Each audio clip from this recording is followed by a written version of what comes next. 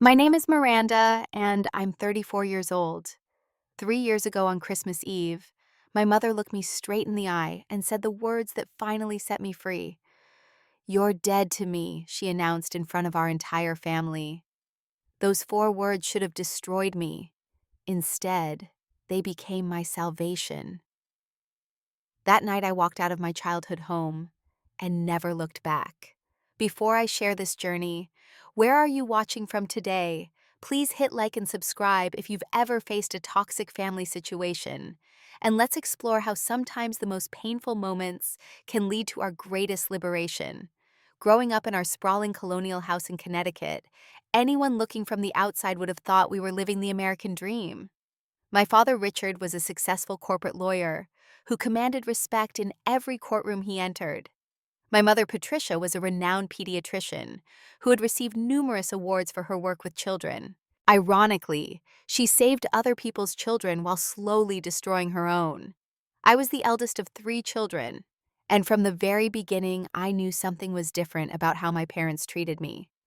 My sister Charlotte came along 2 years after me, and from the moment she arrived with her perfect blonde curls and blue eyes that matched Mother's exactly, she became the golden child.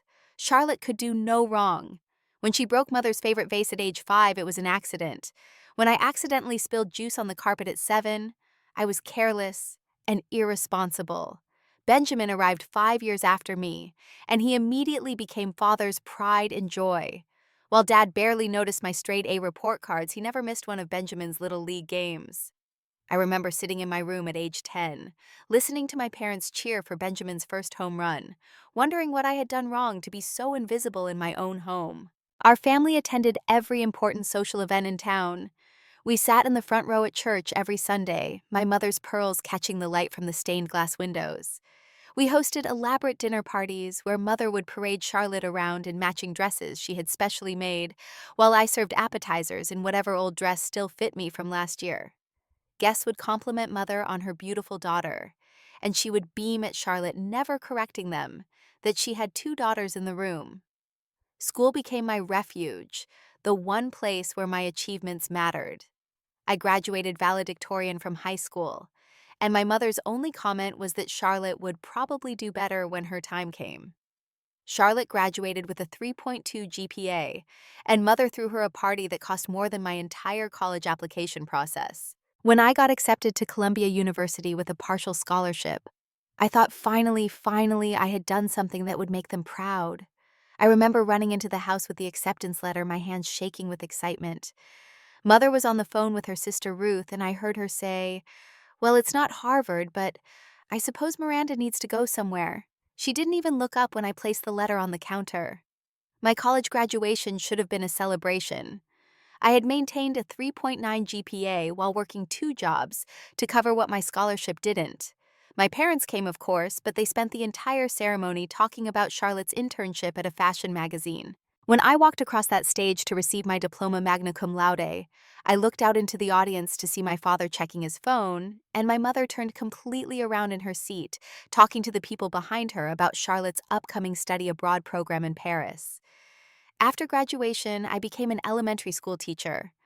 I had always loved working with children, perhaps because I wanted to give them the encouragement I never received. My mother's reaction was swift and cutting. All that education just to make $35,000 a year. Charlotte's going to make twice that at her marketing job right out of college. And she was right. Charlotte did make more money, and Mother never let me forget it. Every family gathering became an exercise in endurance. At Thanksgiving, I would sit at the far end of the table listening to Mother regale everyone with stories of Charlotte's latest accomplishments and Benjamin's athletic victories. When relatives asked about me, Mother would wave her hand dismissively and say, "Oh, Miranda's still teaching, still single, still renting that tiny apartment." The truth was, I loved my job. I loved seeing the light in a child's eyes when they finally understood a concept they had been struggling with. I loved the handmade cards they gave me that said "Best Teacher Ever" in crayon. I loved knowing that I was making a difference, even if that difference didn't come with a 6-figure salary or a corner office. When I turned 30, I expected at least a small acknowledgement. Maybe a cake, maybe a dinner, maybe just a phone call. Instead, I spent the day alone in my apartment grading papers and trying not to think about how Charlotte's 30th birthday 6 months later would probably involve a surprise party and expensive gifts. I was right. Mother rented out an entire restaurant and invited 50 people. When someone asked why I wasn't there helping to plan it, Mother said she forgot to tell me about it. It was around this time that I met Jason. He was a software developer who volunteered at the school to teach kids basic coding. Unlike my family, he actually listened when I talked. He laughed at my jokes, asked about my day, and told me I was beautiful even when I was covered in finger paint from art class. For the first time in my life, someone saw me, really saw me, and didn't find me lacking. When I told my mother about Jason after we had been dating for 6 months, her first question was, "What's wrong with him that he'd date you?" Not what does he do, not where is he from, not is he kind to you. Just an immediate assumption that something had to be wrong with him if he had chosen me. Family dinners became even more unbearable after that. Mother would make snide comments about my biological clock ticking, about how I should be grateful anyone wanted me at my age, about how Jason would probably leave me once he realized he could do better. Charlotte, now engaged to Marcus, an investment banker, with a trust fund, would smirk and add her own little digs about how some people just weren't meant for marriage. The first real crack in my family facade became impossible to ignore during Thanksgiving of the previous year. I had finally worked up the courage to bring Jason to meet my family. I spent weeks preparing him, warning him about Mother's sharp tongue and Father's indifference. But Jason insisted he could handle it. He wanted to meet the people who had raised me, to understand where I came from. We arrived at my parents' house early, hoping to help with preparations and maybe ease into things slowly. Mother opened the door, looked Jason up and down like she was examining a particularly disappointing specimen, and said, "So you're the one. I suppose you'll do. Come in, but don't touch anything expensive." The dining room was already set with Mother's best china, the kind we only used when she wanted to impress people. Charlotte and Marcus were already there, Charlotte draped in designer clothes and diamonds that caught the light every time she moved. Benjamin had arrived with Amy, his new wife, who was a surgeon at the same hospital where Mother worked. They all looked like they had stepped out of a magazine spread about successful American families. Jason and I took our assigned seats naturally at the far end of the table closest to the kitchen door, because Mother said someone needed to be ready to help serve. As we settled in, Charlotte immediately started talking about their recent vacation to the Maldives, making sure to mention how much everything cost. Marcus chimed in with stories about his latest promotion and the new BMW he had just purchased. When there was finally a lull in the conversation, Jason tried to engage by complimenting the meal and asking Mother about her practice. She barely glanced at him before turning to Amy and saying, "It's so nice to finally have another medical professional in the family, someone who understands the importance of a real career." The evening took a darker turn when Charlotte started opening wedding planning magazines she had brought. She spread them across the table, pointing out venues that cost more than my annual salary for just the rental fee. Mother cooed over every detail, suggesting even more expensive options, while occasionally glancing at me with this pitying look that said, "You'll never have this." Then it happened. The moment that should have been my final warning. After a few glasses of wine, Mother turned to Jason directly and said loud enough for everyone to hear, "I just don't understand what you see in her. You're reasonably attractive. You have a decent job. You could do so much better. Miranda, you should be grateful he's even giving you a chance." The table went silent for a moment. Even Benjamin looked uncomfortable. Jason's hand found mine under the table, squeezing tight. I could feel his anger, but before he could respond, I heard myself laughing. It was a hollow sound, but I laughed and said, "You're right, Mom, I'm very lucky." Charlotte smirked and added, "At least you're finally being realistic about your situation." Marcus just shook his head like the whole thing was amusing. Father, as always, continued eating as if nothing had been said. But then Mother wasn't done. She turned to the table at large and announced, "Charlotte and Marcus will give me beautiful grandchildren. Benjamin and Amy will too once they're ready. And then there's Miranda." Well, we all have our disappointments. I felt something break inside me at that moment. Not shatter dramatically, just a quiet snap, like a thread finally giving way after being pulled too tight for too long. Jason stood up ready to leave, but I pulled him back down. "Not yet," I whispered. "Just not yet. The rest of dinner was a blur of Charlotte showing off her new engagement ring upgrade, a 3-carat diamond that Marcus had surprised her with for their anniversary. Mother gushed about how Charlotte deserved nothing less than perfection. Benjamin announced that he and Amy were buying a house in the same neighborhood as my parents, and Father actually smiled, offering to help with the down payment. When it came time to share what I was thankful for, I spoke about my students, about the little girl who had been struggling with reading and was now devouring chapter books, about the boy who had been too shy to speak up and now led morning announcements. Mother actually yawned while I was speaking, then cut me off mid-sentence to ask Amy about her surgical residency. As we were leaving, Mother pulled me aside while Jason was getting our coats. "Miranda," she said, her voice low and serious, "you need to be realistic. This man is probably your last chance at a normal life. Try not to mess it up with your usual neediness." In the car ride home, Jason was furious. "How can you let them treat you like that? How have you endured this your whole life?" I didn't have an answer. It was all I had ever known. The constant belittlement, the comparisons, the casual cruelty. It was as normal to me as breathing.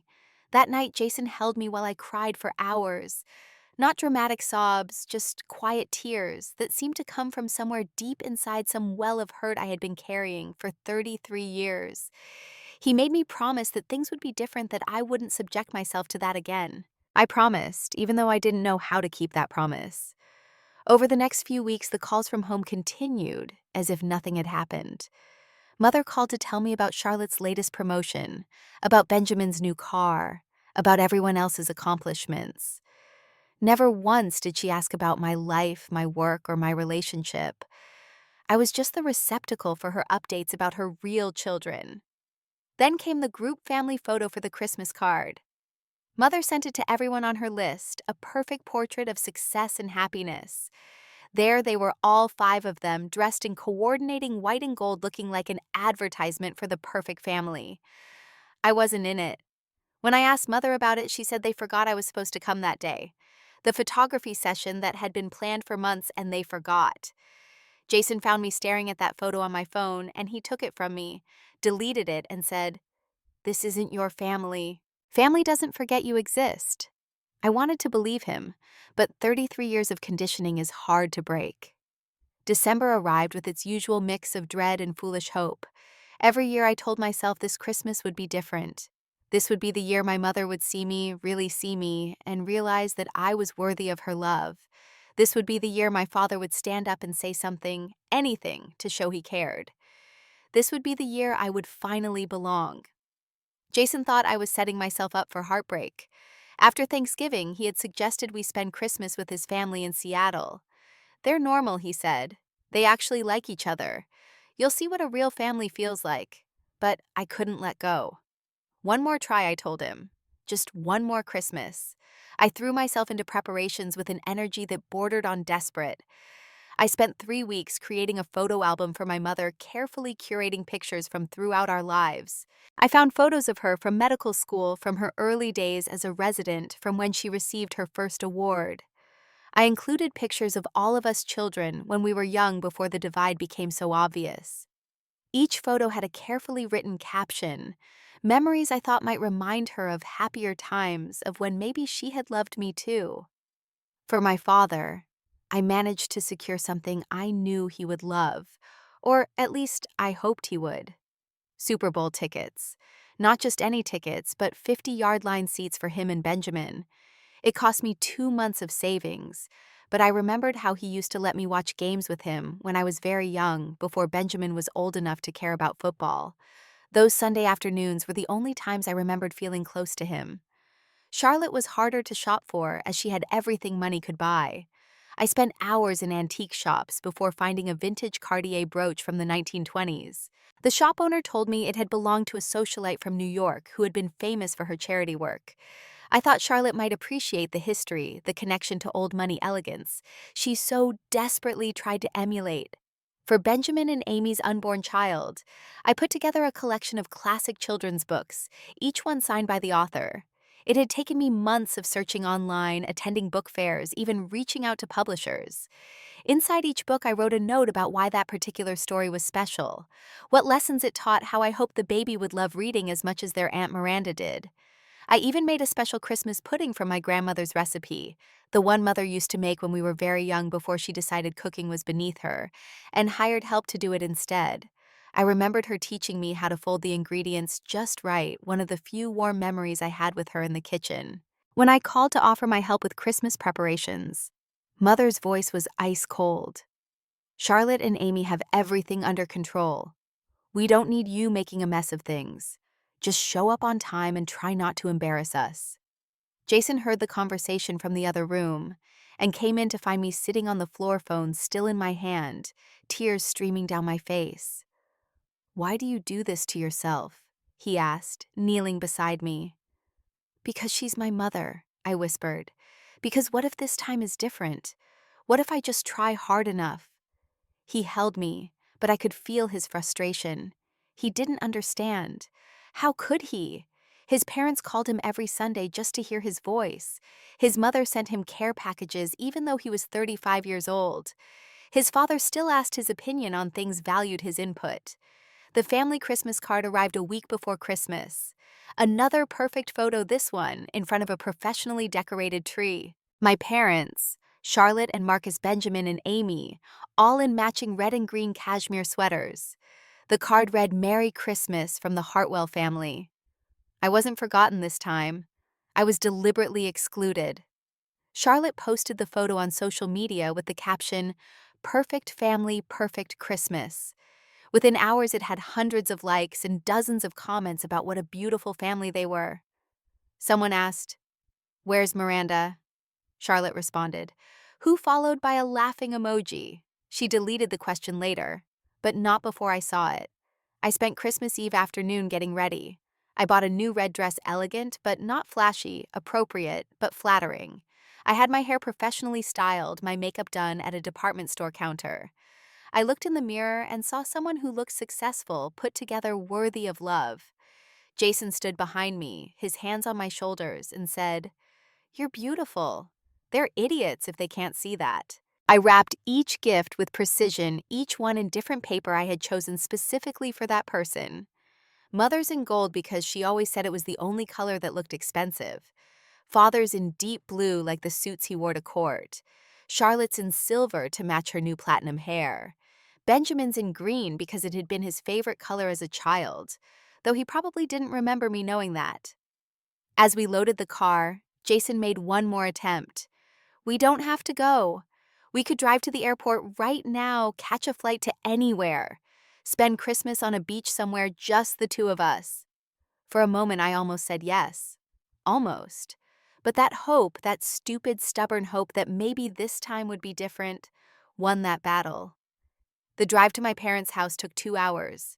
2 hours of Christmas music on the radio, of Jason holding my hand at every red light, of me practicing conversations in my head. I would be perfect. I would say the right things, laugh at the right moments, be the daughter they wanted. This time I would get it right. We pulled up to the house at 4:30, 30 minutes before the time Mother had specified. The house was already glowing with lights, every window decorated perfectly. There were cars in the driveway I recognized. Charlotte's white Mercedes, Benjamin's Tesla, and several others belonging to my parents' friends. My stomach dropped. Mother hadn't mentioned other people would be there. Jason parked on the street and we sat there for a moment. He turned to me and said, "Remember, you're amazing. You're kind, you're smart, you're successful, and you change children's lives every single day. If they can't see that, it's their loss, not yours." I kissed him, drawing strength from his certainty, and we walked up the pathway to the front door. The door opened before I could knock, and there stood my mother in a stunning emerald dress that probably cost more than my monthly rent. She looked me up and down, her lips pursing slightly. "That dress is a bit young for you, don't you think? At 34, you should dress more appropriately." Then she turned to Jason with a smile that didn't reach her eyes. "Jason, how nice that you could come. I'm surprised you're still around." The house was full of people, more than just family. Mother's colleagues from the hospital, Father's partners from the law firm, Charlotte's friends from her country club. Everyone turned to look as we entered, and I could feel their assessment, their judgment. "There's the other daughter," someone whispered, though not quietly enough. Charlotte was holding court in the living room, her left hand strategically positioned so everyone could see her new engagement ring, apparently an upgrade from the already massive one Marcus had given her before. She was regaling everyone with stories about their upcoming honeymoon in Bora Bora, making sure to mention the private villa that cost $2,000 a night. Benjamin and Amy were by the fireplace, Amy's hand resting on her growing belly, as she talked to Mother's friend about prenatal care. Benjamin looked every inch the successful young executive in his tailored suit, occasionally chiming in with comments about their new house and how perfect the nursery was going to be. I placed our carefully wrapped gifts under the tree, noticing that the pile of presents was enormous. The tree itself was at least 12 feet tall, decorated with what looked like professional precision. Everything was gold and crystal, nothing handmade or personal, just expensive and perfect. When dinner was announced, I discovered that place cards had been set out. I searched for my name, finally finding it at the very end of the table next to Harold, my father's alcoholic brother, who was already 3 drinks in. Jason was seated across from me between two of Mother's colleagues, who immediately began interrogating him about his work. The meal began with Mother tapping her glass for attention. I want to thank everyone for joining our family for Christmas dinner. As you all know, Richard and I believe in celebrating success, and this year has been extraordinary for the Hartwell family. Charlotte's promotion to Senior Marketing Director, Benjamin's new position as Chief Financial Officer, Amy's completion of her surgical residency. We are so blessed with accomplished children. Everyone raised their glasses in a toast. I raised mine too, waiting for her to continue to mention anything about me. The silence stretched. Then Charlotte stood up. I'd also like to announce that Marcus and I will be featured in the Time Style section next month about young power couples. The room erupted in congratulations. As the courses were served, I tried to join conversations. When the woman next to me asked what I did, and I told her I was a teacher, she literally turned her back to me to talk to the person on her other side. When I mentioned winning the district's Teacher of Excellence Award, my mother interrupted to point out that Amy had just been published in the New England Journal of Medicine. The main course was served, and Benjamin stood up to make an announcement. We wanted to wait until Christmas to share this, but we found out the baby is a boy. We're naming him Richard after Dad. My father actually stood up and hugged Benjamin, tears in his eyes. It was more emotion than I had seen from him in years. Mother was glowing. My first grandchild. Finally, a proper heir to carry on the Hartwell name. She looked directly at me when she said it. I felt Jason's foot touch mine under the table, a silent reminder that he was there, that I wasn't alone. Charlotte wasn't to be outdone. Marcus and I have set our wedding date, June 15th at the Breakers in Newport. Mother, we'll need to go shopping for your dress soon. Only the best for the mother of the bride. She pulled out her phone to show everyone the venue, the $20,000 location that would host 200 of their closest friends. I sat there pushing food around my plate, listening to everyone plan Charlotte's wedding discuss, Benjamin's baby, celebrate Amy's publication. It was as if I was invisible, a ghost at my own family's Christmas dinner. Even Harold drunk as he was noticed. "You okay there, kiddo?" he slurred. "They're being pretty rough on you tonight." Then came the gift exchange. Charlotte opened my carefully chosen vintage brooch, glanced at it, and said, "Oh, vintage. How quaint. I prefer new things, but I suppose it's the thought that counts." She set it aside without even taking it out of the box. Benjamin opened the books I had collected for his child. He flipped through one quickly. Used books. "Miranda, you know we can afford new things for our baby, right?" Amy added. "We'll have to sanitize these if we keep them.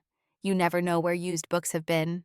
Father opened the Super Bowl tickets, looked at them briefly, and set them down without a word.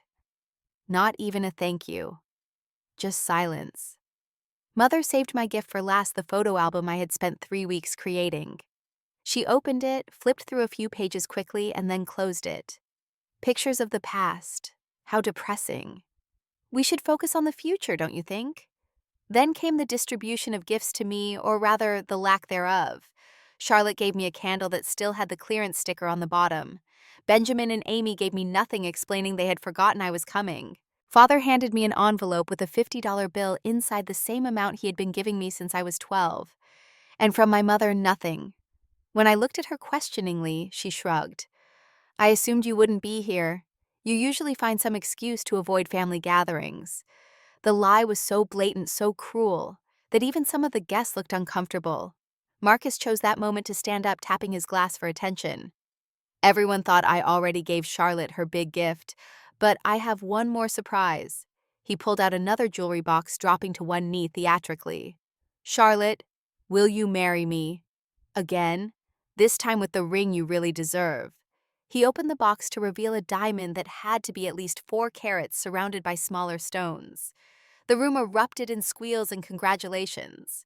Charlotte was crying pretty tears, letting Marcus slide the new ring onto her finger, while someone popped champagne. Mother was beside herself with joy. Oh, Charlotte, it's perfect, just perfect. You deserve nothing but the best, my darling. Pictures, we need pictures, everyone gather round. She started arranging everyone for a photo, directing people where to stand. The photographer Mother had apparently hired for the evening appeared as if on cue, a professional with expensive equipment who began arranging everyone in front of the tree. Mother orchestrated the positioning with the precision of a film director. Charlotte and Marcus in the center, of course, with Charlotte's new ring prominently displayed. Benjamin and Amy to their left, Amy's baby bump in profile. My parents flanking them, father in his best suit, mother in her emerald dress. Extended family and friends were arranged around them, creating a perfect composition of wealth and success. I stood to the side, waiting to be called into position. The photographer took several shots, adjusted his lights, took more shots. Mother scrutinized each one on his camera's display screen, demanding different angles. Finally, I stepped forward. Where should I stand? I asked, my voice smaller than I intended. Mother looked up from the camera as if surprised to see me there. Oh, Miranda. Actually, we need someone to take a photo with everyone's phones, too. Would you mind? The words hung in the air like ice crystals. Even some of the guests shifted uncomfortably. Charlotte smirked, holding out her iPhone. Make sure you get my ring in the shot. And don't use portrait mode, it makes my nose look weird. I stood there for a moment, frozen. 34 years of being pushed aside, overlooked, dismissed. And now this. Being literally excluded from the family photo at Christmas in front of everyone they wanted to impress. Jason started to move toward me, but I held up my hand to stop him. Mom, I said quietly, I'd like to be in the family photo. It's Christmas. She turned to me with that look I knew so well. The one that said I was being difficult, embarrassing too much. Miranda, don't make a scene. This is for the annual Hartwell family portrait. We need it to look cohesive, as if I was some kind of stain that would ruin their perfect picture. I'm your daughter, I said, my voice slightly louder. I'm part of this family. Mother set down her champagne glass with deliberate precision. Are you, she asked, her voice carrying across the room, are you really part of this family? Miranda. Look around. Charlotte has built a successful career and landed a wonderful husband. Benjamin is a CFO with a beautiful wife and a baby on the way. And you? You're a 34-year-old teacher living in a rental apartment with a boyfriend who probably pities you. The room had gone completely silent. Even the photographer lowered his camera, sensing this was not a moment to capture. I felt every eye on me, waiting to see what I would do. My hands were shaking, but not from sadness, from rage, pure crystallized rage that had been building for 34 years. I'm a teacher who just won District Educator of the Year, I said, my voice steady now. I have 32 students whose lives I'm changing. I volunteer at the Literacy Center every weekend.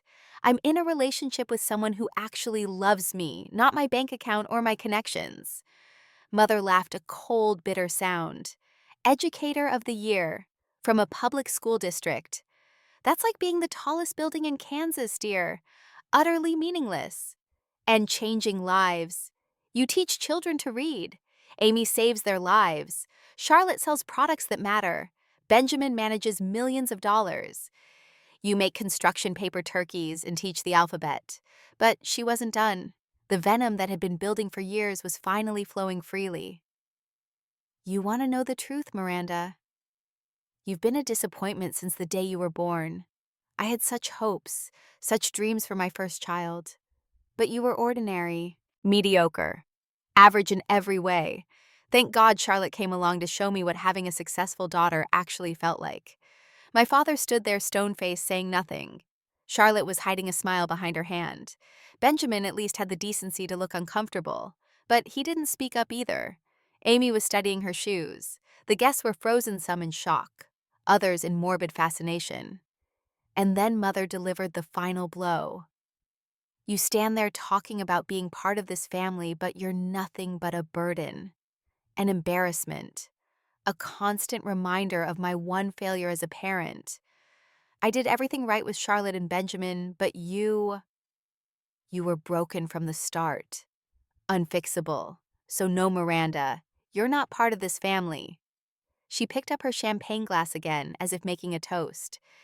In fact, as far as I'm concerned, you're dead to me. You're dead to me. The words rang out clear and sharp. Do you understand dead? I have 2 children, not 3. Now please stop making a scene and just take the photo like we asked. The silence that followed was deafening. I stood there feeling something inside me shift like tectonic plates finally releasing after years of pressure.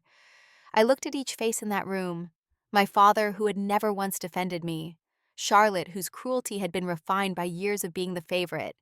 Benjamin, who had learned early that joining in was easier than standing up. And my mother, whose love had conditions I could never meet. I felt Jason move beside me, his hand reaching for mine, but I stepped forward instead. The words came from somewhere deep inside, somewhere I had kept locked for 34 years. Thank you, I said. And everyone looked confused. Thank you, Mom, for finally saying out loud what you've been saying with your actions my entire life. The room remained frozen as I took another step forward, my voice growing stronger with each word. For 34 years, I've bent myself into knots trying to earn your love. I've accepted every insult, every dismissal, every cruel comparison, because I thought if I just tried harder, if I was just better, maybe you'd finally see me as worthy. But now I understand.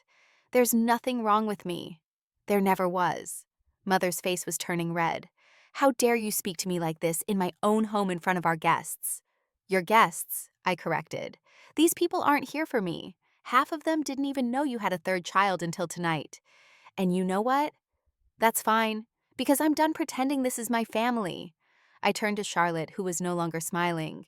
You've spent your entire life stepping on me to elevate yourself. Every achievement I had to top. Every moment of joy I found, you had to destroy. I hope that 4-carat ring and that $20,000 venue make up for the fact that you're marrying a man who's already cheating on you with his secretary. Oh yes, I know about Rachel. Everyone at his office knows. Charlotte's face went white. Marcus started to protest, but I cut him off. I wasn't done. Benjamin, I said, turning to my younger brother. You learned early that being a coward was easier than having integrity. You've watched them tear me apart for years and never once spoke up. Not once. I hope your son inherits Amy's backbone because he won't get one from you. Father, I continued, and he actually looked up from his phone. Your silence has been your consent. Every time you said nothing while Mom eviscerated me, every time you looked away when Charlotte was cruel, every time you chose Benjamin's games over my graduations, you told me exactly what I was worth to you. Nothing. The legendary lawyer who can argue any case except for the one that mattered to his own daughter. I looked around the room at all the faces. Some shocked, some uncomfortable, some almost admiring. You all watched this happen tonight. You watched a mother tell her daughter she's dead to her on Christmas, and most of you said nothing. This is what passes for family values in the Hartwell household. Then I turned back to my mother, who was practically shaking with rage. You're right about one thing, Mom. I am dead to you. But not the way you meant it. The Miranda who accepted your abuse, who made excuses for your cruelty, who kept coming back hoping for crumbs of affection. She's dead. She died the moment you said those words. I walked over to the tree and picked up the photo album I had made for her, the one she had dismissed. I'm taking this back. These memories, these moments of what could have been a loving family, they're wasted on you. But someday when I have children of my own, I'll show them these pictures and teach them exactly how not to treat people. Then I pulled my house key off my keychain, the one to my childhood home, and placed it on the mantelpiece. I won't be needing this anymore. Don't call me. Don't email me. Don't show up at my school. Don't send Christmas cards pretending we're a happy family. You want me dead to you? Consider me buried. Charlotte found her voice. You can't just walk away from family, Miranda. Blood is blood. I laughed, and it was a free sound, nothing like the hollow laugh from Thanksgiving. Family isn't blood, Charlotte. Family is people who love you without conditions, who celebrate your victories and support you through failures, who see you really see you and think you're wonderful exactly as you are. Jason's family has shown me more love in 1 year than you all have in 34. Mother stood up, her face twisted with fury. If you walk out that door, you're cut off completely. No inheritance, no family support, nothing. You'll be alone. I've been alone my whole life in this house full of people, I replied. Being actually alone sounds like paradise. And as for your money, keep it. It comes with too high a price. I'd rather be happy and poor than rich and poisoned by your toxic need for perfection. You'll come crawling back, she hissed. When life gets hard when you need help, you'll come back begging for forgiveness. No, I said simply, I won't, because I have something you'll never understand. I have self-respect. I have genuine relationships. I have a career where I make a real difference. I have love that doesn't come with conditions or comparisons or cruelty. I walked over to Jason, who was standing with tears in his eyes, not of sadness, but of pride. This man loves me, not despite my flaws, but because of everything I am. He's never once compared me to anyone else or made me feel less than. That's what family does.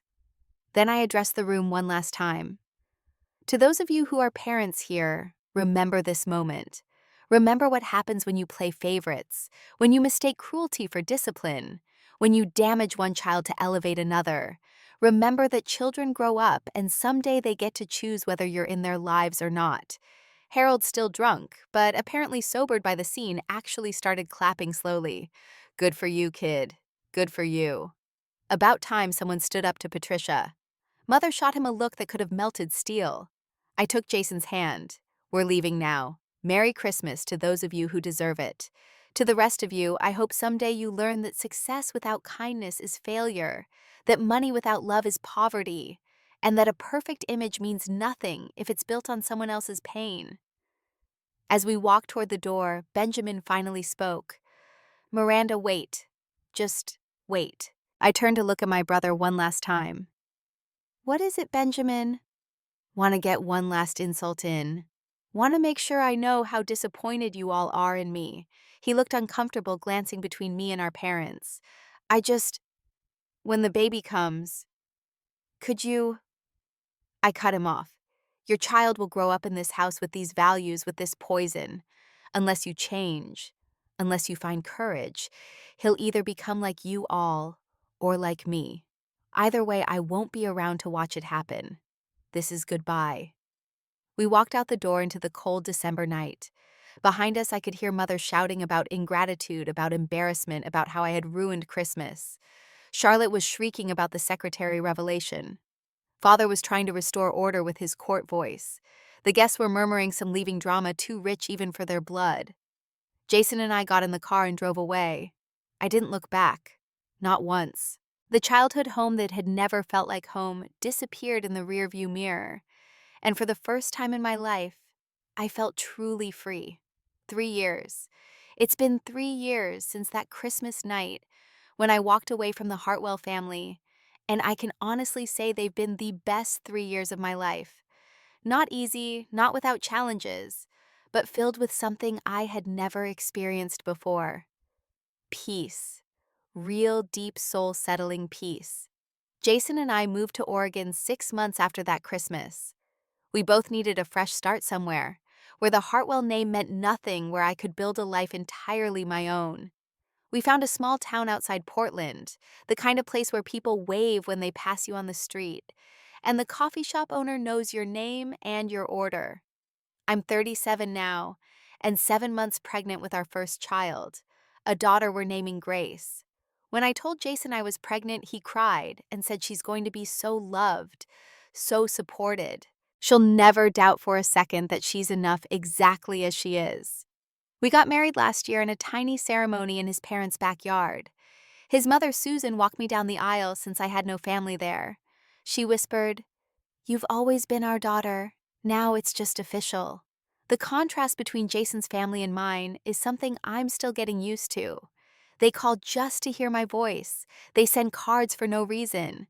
They brag about my teaching achievements to anyone who will listen. His father, Tom, introduces me as his daughter, the award-winning educator who's changing the future one child at a time. The first time he said it, I cried for an hour. I didn't just continue teaching here. I opened my own school. Miranda's Montessori Academy started with just 5 students in a rented church basement. Now we have 42 students and our own building. We focus on emotional intelligence, as much as academics on building confident, kind children who know their worth isn't determined by grades or achievements, but by who they are as people. Last month, I received the Oregon State Excellence in Education Award. The ceremony was packed with parents of my students, fellow teachers, Jason's family, and our friends. As I stood on that stage looking out at all these people who were there, because they wanted to celebrate me, I thought about another graduation, another achievement that had gone unnoticed. But this time, I was surrounded by my real family. The friend family we've built here is extraordinary. There's Sarah, our 70-year-old neighbor, who has become the grandmother I never had. She comes over every Sunday for dinner and teaches me to knit baby clothes while telling stories about her own children. There's David and Mark, the couple who run the bookstore and have become our closest friends. There's the group of teachers who started a support group that turned into a chosen family of educators who understand that what we do matters, even if it doesn't come with a 6-figure salary. I also started a support group for adult survivors of toxic families. We meet twice a month in my living room, sharing stories, validating each other's experiences, learning how to break cycles. Last week, a woman named Jennifer said, "You saved my life. I was going to go back to them, but hearing your story, seeing how you've thrived, it gave me hope." About a year after I left, Charlotte reached out through social media. The message was short. "Marcus left me for his secretary. The divorce is ugly. Mom is taking his side because his family has better lawyers than mine. Can we talk?" I didn't respond. 6 months later, another message. "Lost my job. Mom says it's embarrassing to have an unemployed daughter. Dad won't help with rent. I get it now. I'm sorry." Still, I didn't respond. Not out of cruelty, but out of self-preservation. Charlotte had 32 years to show me sisterly love, and chose cruelty instead. Her awakening to mother's conditional love wasn't my burden to carry. Benjamin's messages came next. Amy left him when their son Richard Jr. was diagnosed with autism. Apparently, a special needs child didn't fit into her perfect life plan. Mother's response was to suggest they institutionalize him to avoid embarrassment. Benjamin was shocked. How could a pediatrician, someone who supposedly loved children, suggest abandoning her own grandchild because he wasn't perfect? His last message read, "You were right about everything. I'm in therapy now trying to understand how I became such a coward. If you ever want to talk, I'm here. I'm trying to be better for Richie. He deserves better than what we got." I did respond to that one briefly. "Focus on your son, break the cycle. That's all that matters now. Good luck." Father tried once showing up at my school in Oregon, somehow having found out where I worked. The secretary called me to the office, and there he was, looking older, grayer, diminished. "Miranda," he started, but I held up my hand. "No. You had 34 years to be my father. 34 years of chances to speak up, to protect me, to show me I mattered. You chose silence. Every single time you chose silence. That was your choice. This is mine. Please leave." He left a letter that I threw away unopened. Some words come too late to matter. Mother, true to her nature, never reached out directly. But I heard through the grapevine that she tells people she has 2 children now. Charlotte, who's struggling, and Benjamin, who's a disappointment. Apparently, having a grandchild with autism is almost as embarrassing as having a teacher for a daughter. Almost. The funny thing is, I don't hate them. Hate requires energy, emotional investment, care. I nothing them. They're characters in a story from my past, a cautionary tale I'll tell Grace when she's old enough. They're the example of how not to love, how not to parent, how not to be a family. My hand rests on my belly as I write this feeling, Grace Kick. She's strong already, this little one. Jason talks to her every night, tells her about all the adventures we'll have, all the books we'll read, all the ways we'll love her. Unconditionally, completely, without comparison or conditions or cruelty. Sarah asked me the other day if I ever regret walking away. I told her the truth. I regret not doing it sooner. I regret the years I spent believing their lies about my worth. I regret the tears I shed trying to earn love that should have been freely given. But walking away, that's the one thing I did absolutely right. Sometimes the greatest gift a toxic family can give you is showing you exactly who they are, clearly and undeniably, so you can choose exactly who you want to become. They showed me who they were that Christmas night. More importantly, they showed me who I wasn't. I wasn't broken, I wasn't a disappointment, I wasn't unworthy of love, I was just born into the wrong family. But now I've built the right one. A family of choice of love without conditions of support, without judgment. A family where success is measured in kindness, where achievements are celebrated no matter how small, where love isn't something you have to earn, but something freely given. In 3 months, Grace will be born into this family. She'll never know what it feels like to be compared to her cousins. She'll never sit at the far end of the table. She'll never wonder if she's enough. She'll know from her first breath to her last that she is loved, valued, and perfect exactly as she is. That's the cycle I'm choosing. That's the legacy I'm creating.